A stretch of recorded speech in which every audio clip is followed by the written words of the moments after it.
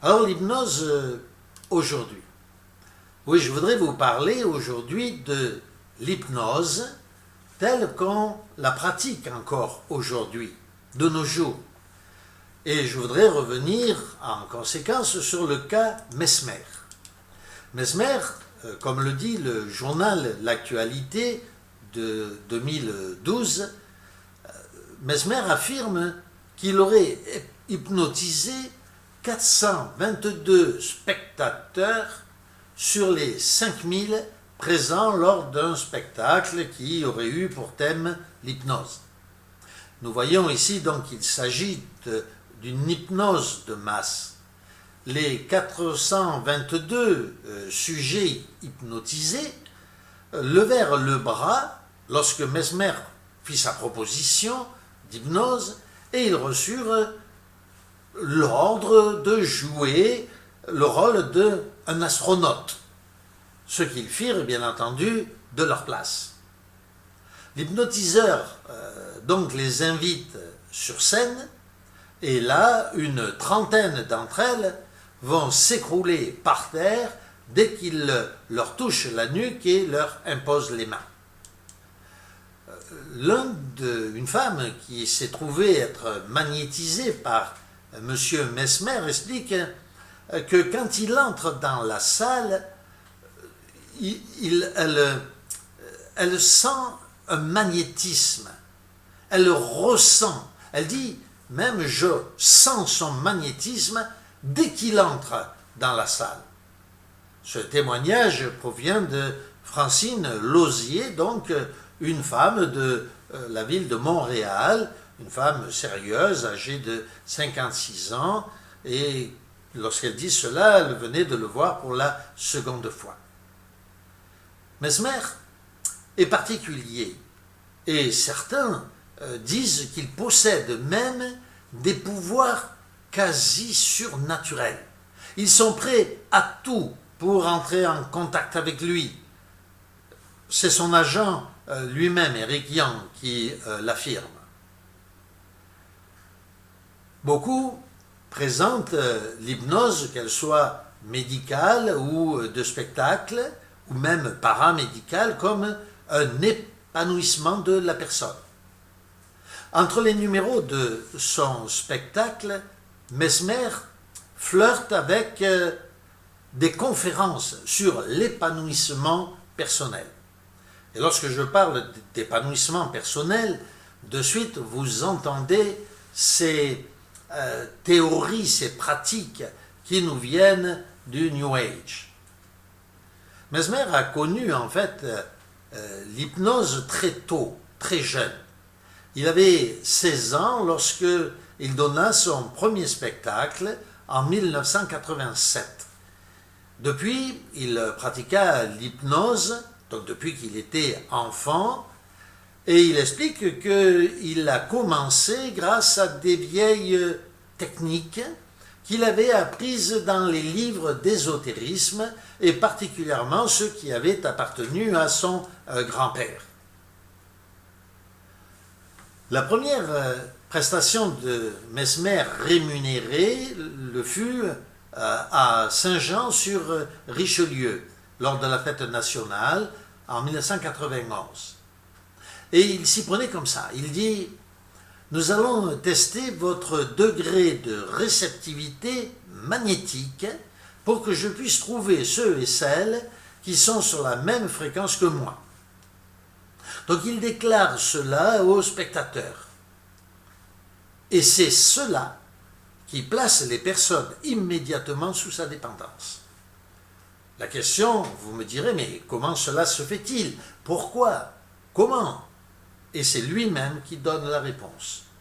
Il dit, si tu me fais confiance, tu serres tes mains ensemble, tu serres très fort. Et puis il continue en disant, tu serres de plus en plus fort. Et il révèle, il dit, quand je te dis, tu serres, je m'adresse à ton conscient et tu t'exécutes.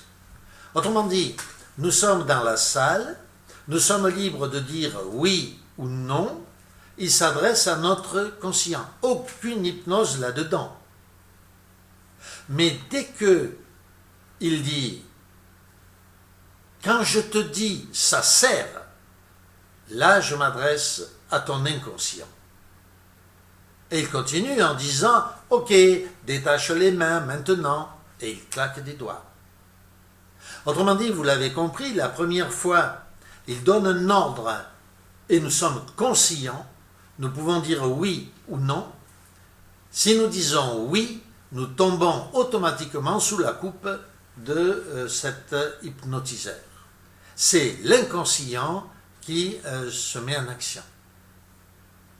C'est ainsi qu'un comédien très connu au Canada, Jasmin Roy, a incarné le personnage russe d'un macho de Jasmin le Barbare, qu'un analyste sportif, Dave Morissette, a cru qu'il était en train d'accoucher, que José Lavigueur a subi un interrogatoire mené par Denis Drolet, après avoir volé, bien sûr, dans son inconscient, un rouleau de papier hygiénique dans un musée.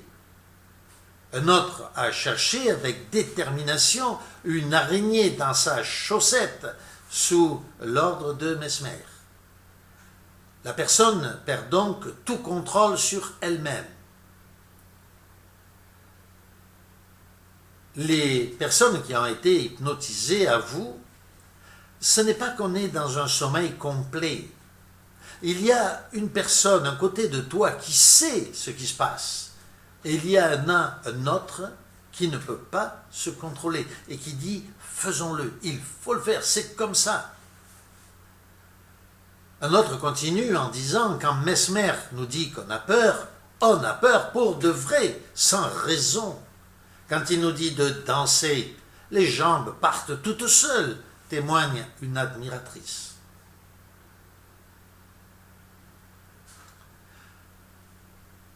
Nous ne pourrions pas parler de l'hypnose sans parler d'un autre domaine, celui de la sophrologie. Nous avons parlé de l'hypnose en rapport avec la psychanalyse. Il convient maintenant de parler aussi de la sophrologie, car le lien entre la sophrologie, l'hypnose et la psychanalyse est très étroit, plus étroit que beaucoup ne le pensent.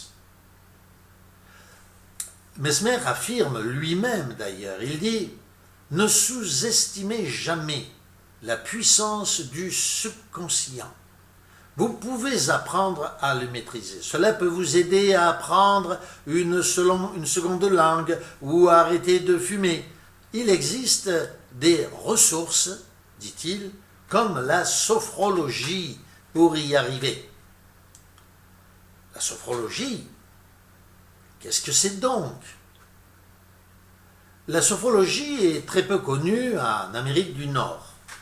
Elle est beaucoup pratiquée en France comme technique de relaxation physique, mentale, et elle vise entre autres à traiter, elle aussi, tout comme l'hypnose, des troubles psychiques, psychosomatiques, et ultimement à atteindre un développement harmonieux de la personnalité. Et nous retombons bien entendu, là encore, dans le New Age.